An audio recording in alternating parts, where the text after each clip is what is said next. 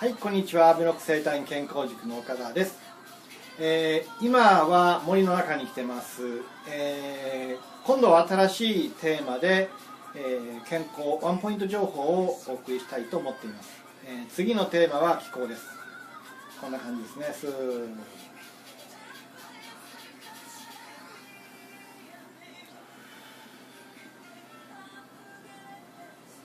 こういった気候を次のテーマで、お話ししていきたいと思います。はい、ありがとうございます。